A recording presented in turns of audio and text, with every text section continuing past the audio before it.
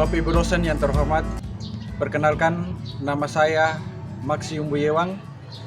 Saya mengajar di SMA Kristen Wakul, guru mata pelajaran Bahasa Indonesia, dan saat ini saya mengikuti program pendidikan profesi guru dalam jabatan Angkatan 4 di Universitas Siak Kuala.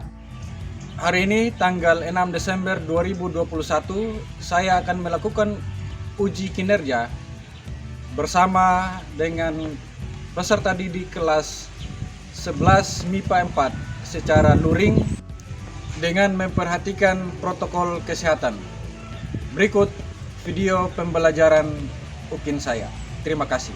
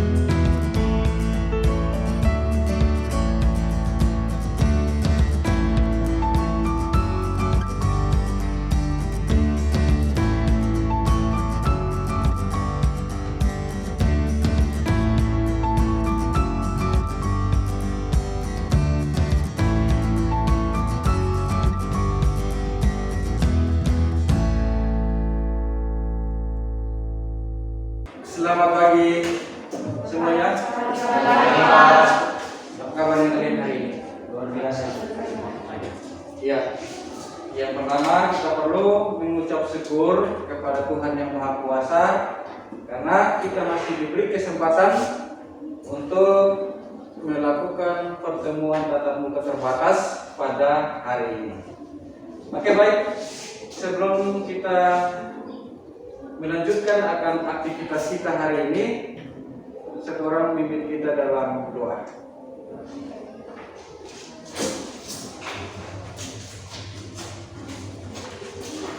Aku dan teman-teman sebelum kita mulai aktivitas kita, mari kita sama dalam doa.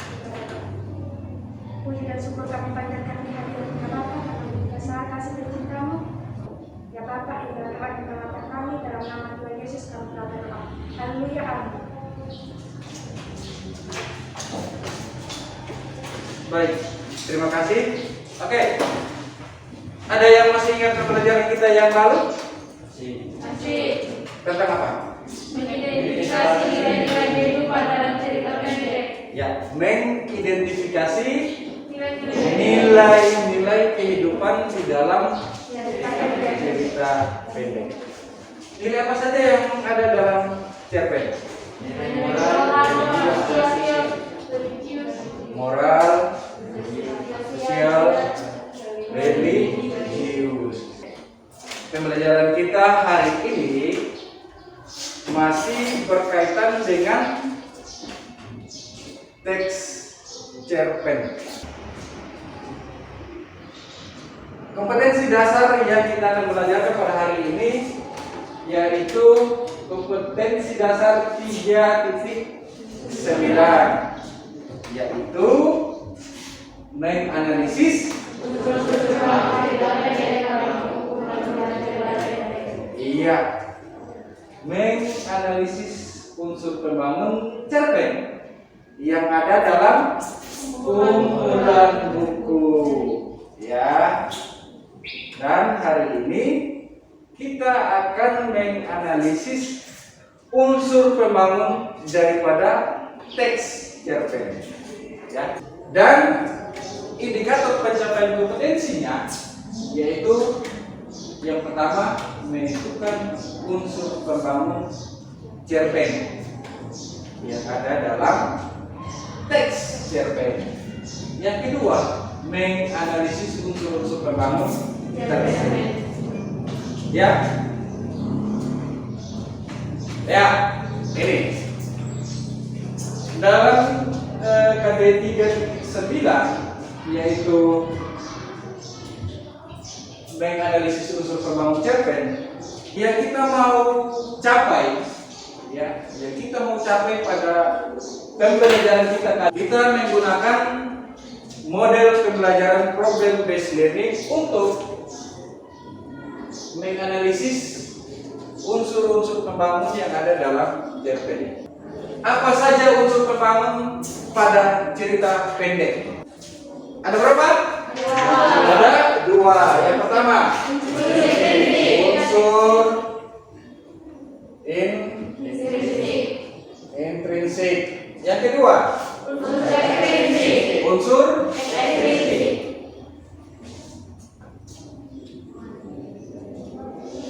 Oke. Unsur intrinsik cerpen. Unsur intrinsik pembangun cerpen ada berapa? 7. Ada 7. Yang pertama, tema. Yang kedua, ya, penokohan.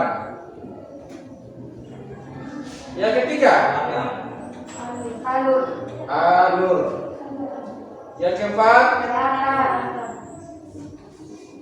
kelima,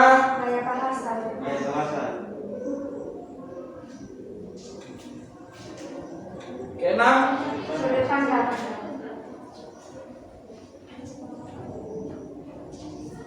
ketujuh, ya. Oke, kita akan membahas yang berikut. Alur. Ya, alur. Apa alur? Ya, jalan cerita. Apa lagi? Ya, proses terjadinya peristiwa. Nah, alur ini adalah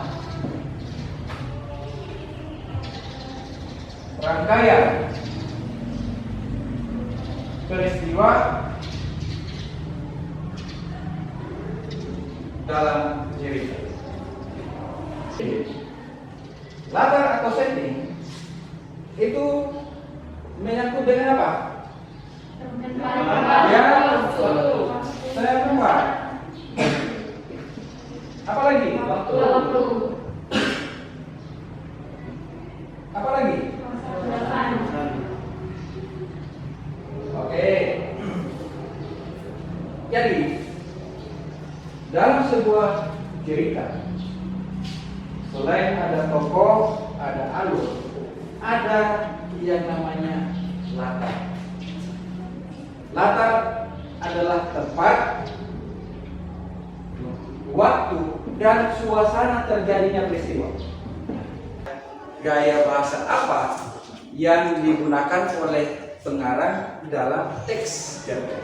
Ada gaya bahasa hiperbola, sarkastis, apalagi perumpamaan. Ya, itu menyangkut dengan gaya bahasa. Ini adalah amanat. Ya, amanat merupakan pesan yang ingin disampaikan kepada siapa? Kepada pembaca. Ya.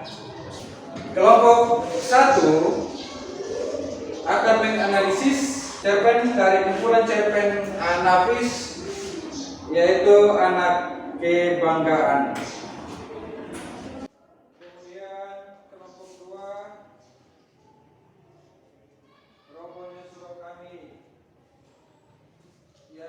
Ibu.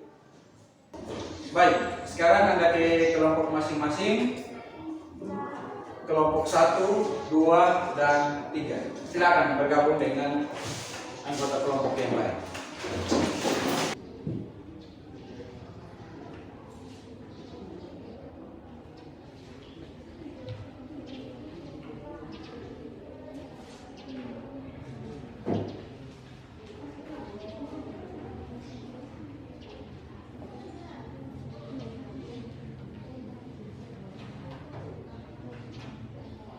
Caranya di dalam format yang saya coba tadi.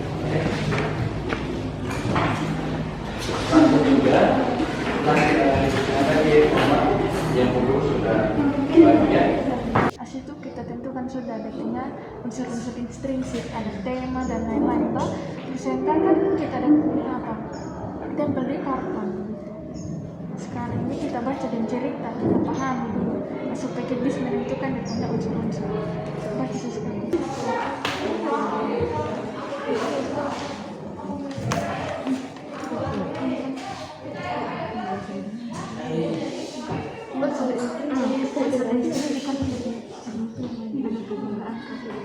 Jadi kan sudah ada demo tentang jadi mulai dari mau pinjam suasana, sudut pandang, dan bahasa dan amanah. kalau dari mau yang bagian mana yang diidentifikasi yang saya identifikasi Perbuatan dan belakang. kalau dari Valdi Menurut saya, tema doa. oh iya. Berarti kalau saya di bagian klimaks, resolusi dan announcement. Jadi kalau gitu kita identifikasi dengan aktivitas masing-masing. Oke, sampai di sini. Kita sudah selesai baca teks cerpen. Sekarang kita menentukan sebuah tema. Tema di sini diambil ini kayak sebuah tema tentang keagamaan. Jadi amanat kan dalam cerita itu kayak kita tidak boleh suka mengadu ayam-ayam jauh. Karena perbuatan ini dilarang oleh agama. Jangan sampai permainkan hewan. Kan kita juga diciptakan untuk menjaga hewan-hewan makhluk hidup begitu. Pas itu tokohnya itu ada itu si pemimpin tadi yang Madrako. Terus ada sama ada seorang yang kita susun sampai punya susun dengan unsur ini kita yang harus dipahami itu juga punya cerita supaya kita bisa menentukan mudah kita juga susun kan tidak boleh seperti yang menurut saya depan tema itu harapan orang tua kepada anak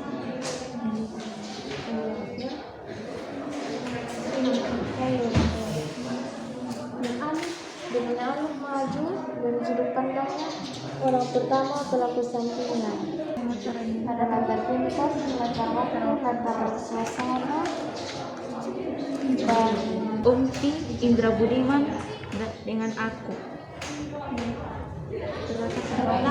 Kalau perwatakannya itu Umpi dia penyayang dengan ini dalam 3 tokoh. Pertama Umpi dia ini penyayang, sombong dan suka berbohong. Kalau Indra dan suka bermimpi. Kalau Indra Budiman dia suka berbohong. Kalau aku dia baik hati. Hanya baik hati. Konflik ada 2 itu batin dan fisik. Ada juga amanat. Amanat itu jangan menjadi orang yang sombong, jangan menjadi orang yang suka berbohong. Jadilah orang yang baik dan suka menolong. Kalau saya nilai sastra itu ada 3. Pertama budaya, pendidikan, dengan moral. Jadi baik teman-teman, sesuai cerita yang kita sudah analisis bersama, saya akan bertanya kepada teman-teman, menurut Dina tema dari cerita yang kita bahas tadi apa? Kalau tema dari saya keagamaan, saya menunjukkan tema. Begitu di sana toko ayam jantan, di sana seruan takbir, di sini orang-orang pulang dari surau, di sana orang-orang jongkok sambil mengelus-ngelus ayam jago. Orang-orang seberang kali ternyata bisa menciptakan hening ketika aku membacakan ayat-ayat suci. Aku mengerti maksudmu membacakan surah Yasin, kan? Tapi jangan keliru. Ajal di tangan kita. Itu dan Terima kasih. Kalau menurut itu Kita ketahui bersama alur itu kan sebuah jalan cerita. Di dalam ini cerita yang kita bahas tadi itu dia menggunakan, menurut saya dia menggunakan alur mundur yang terdapat dalam kalimat itu yang menunjukkannya. Kecuali Rabu kemarin kami pulang dari Suraukala, pagi masih remang oleh kabut, ada orang seberang kali sudah berdiri di hadapan rumahku. Pada kalimat di atas terdapat kata kemarin, itu yang menandakan menggunakan alur mundur. Itu. Oke, maka seperti di atas pendapatnya.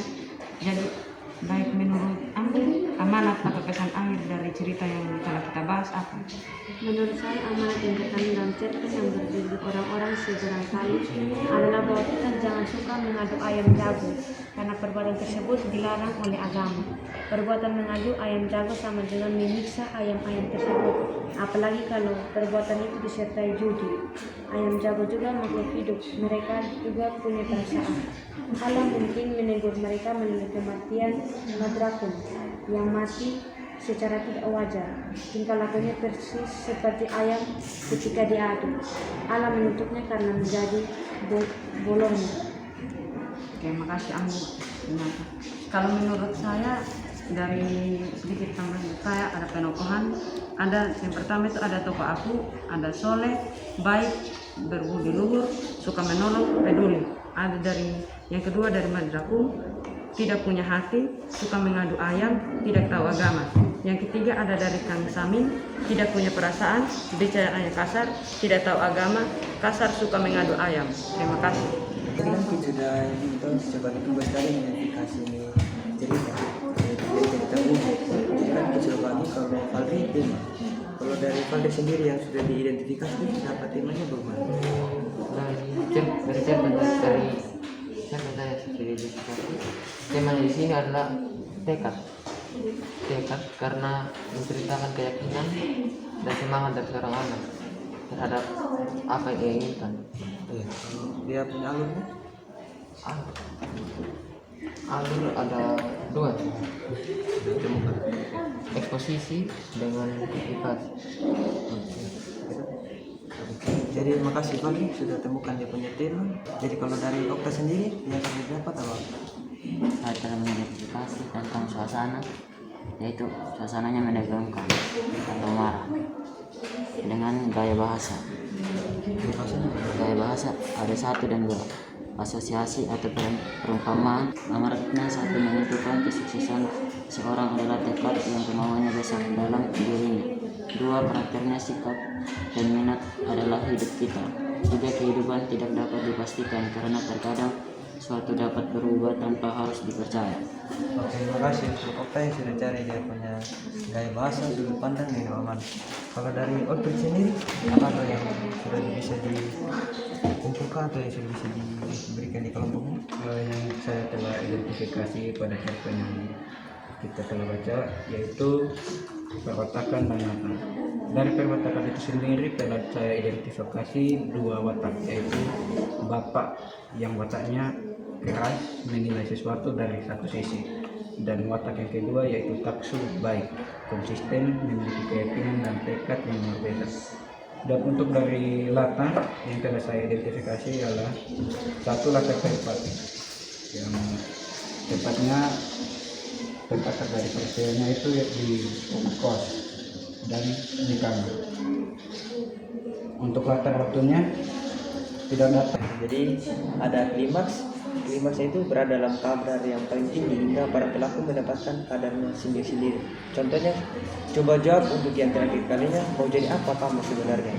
Mau jadi guru, kata Taksu. Itu adalah klimaks atau permasalahan puncak. Oke. Ada juga resolusi ini saya sudah cari juga. Dengan panik saya kembali menjumpai Taksu, tetapi sudah terlambat.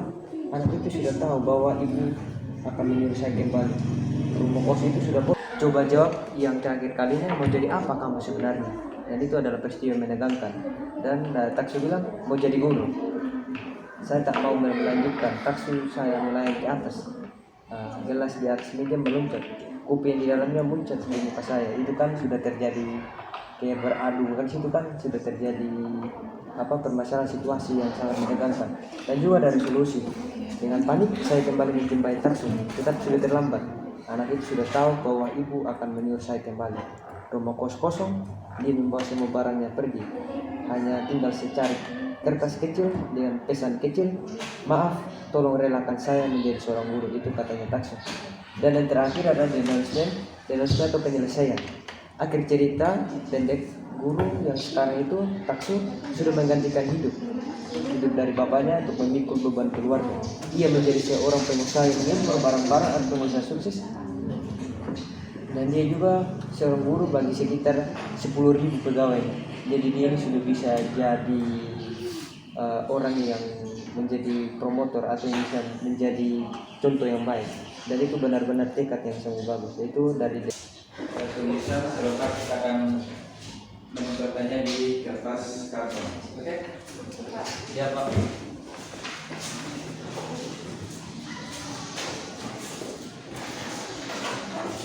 Jadi Anda menerangkan sudah hasil analisis jawabannya di dalam format yang saya sudah bagikan. Oke? Rangkum sudah hasil analisis Anda ke format yang guru sudah bagikan.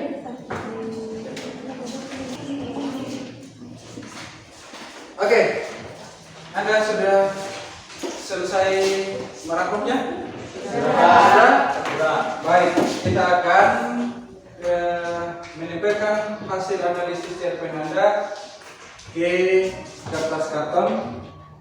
Seperti tadi yang saya bilang, Anda akan memajang hasil analisis Anda di kertas karton dan sebentar masing-masing kelompok akan ada satu orang yang mempresentasikan ketika kelompok lain berkunjung. Oke, silakan.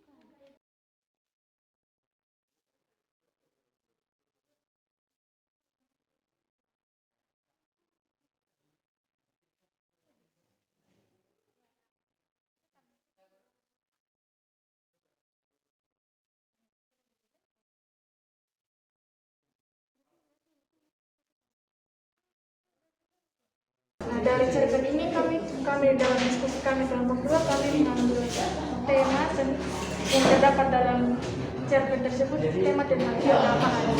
Nah, kalimat yang menunjukkan tema tentang keagamaan dalam teks cerpen orang-orang sekolah itu yang begitu di sana pokok ayam jantan, di sini seruan takbir, di sini orang-orang pulang dari surau, di sana orang-orang jambok sambil mengelus ayam jago. Orang-orang seberang kali ternyata bisa menciptakan hening ketika aku membacakan ayat-ayat suci. Aku mengerti maksudnya, membacakan surat Yasin kan, tapi jangan keliru ajar dengan Tuhan. Ini adalah hasil dari diskusi kami dari kelompok 1, yaitu analisis cerpennya yang berjudul Anak Kebangsaan. Itu sudah ditemukan itu tema, dan tema itu adalah harapan orang tua kepada anak. Akan latar pada 13 pada waktu sempat dapat suasana. Pada waktu itu di teras rumah Ompi, yang pertama di teras rumah Ompi. Buktinya itu kuliah pada waktu itu ada siang hari. Buktinya itu kuliah Tokos memasuki halaman rumah Ompi hari waktu itu jam 11 siang. Ini hasil dari kami kelompok 3 itu kami sudah identifikasi cerita tadi. Anak yang ingin menjadi guru walaupun ayah dan ibu ini tidak mendukung. Ketiga itu suasana yang menegangkan. Itu contoh percakapannya. Coba jawab untuk yang terakhir kalinya. Mau jadi apa kamu sebenarnya? Dan Tajul menjawab mau jadi guru. Oke, dari ini saya tak mampu melanjutkan. Tinjau saya melayang ke atas gelas melonjak, kopi yang di dalamnya muncrat ke muka saya. Tetapi kenapa? Ini kan maksudnya inti dari klimaks ini dia menceritakan bahwa itu ada pertengkaran. Di situ sudah terjadi adegan-adegan yang menegangkan. Terima kasih tadi yang sudah menganalisis unsur-unsur pembangun cerpen dari teks cerpen yang Pak Guru bagikan. Kemudian Anda sudah menyampaikan karya-karya kalian dan menjelaskan kepada kelompok lain yang berkunjung di kelompok Anda dengan baik. Ya, yang presentasi tadi apa kesannya? Kalau dari saya sendiri kesannya sangat bagus karena kami dilatih untuk berbicara dengan ceritanya yang beragam-ragam, jadi menjadi lebih bisa mengerti apa dari maksud cerita dengan berbagai kawan yang bertanya yang tentang cerita yang sudah kami identifikasi, dan itu sangat menarik. Kita akan melakukan penilaian, ya, kita akan melakukan penilaian. Ya, 5 soal, 5 butir soal berarti 5 menit ya. Oke, dimulai dari sekarang.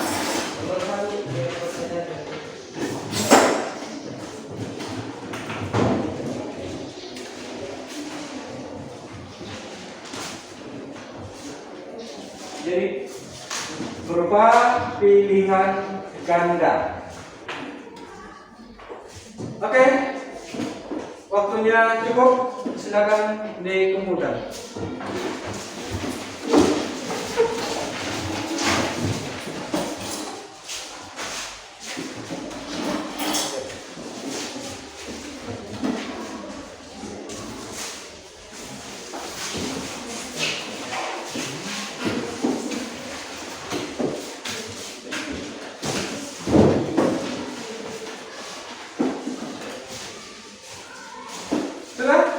Sudah Pak? Baik. Tugas Anda di rumah, Anda mencari salah satu teks cerpen untuk Anda menganalisis unsur pembangun dari teks cerpen tersebut, baik itu unsur intrinsik dan unsur ekstrinsik. Dan pembelajaran kita yang pada pertemuan yang akan datang yaitu mengonstruksi sebuah teks cerpen. Jadi pada pertemuan yang akan datang kita akan menghasilkan sebuah teks cerpen. Baik, demikian pertemuan kita pada hari ini. Sebelum kita mengakhiri pertemuan ini, satu orang memimpin kita dalam doa. Terima kasih banyak Tuhan Yesus. Amin. Terima kasih Preti. Demikian pembelajaran kita hari ini. Selamat siang dan sampai jumpa pada pertemuan berikutnya. Terima kasih.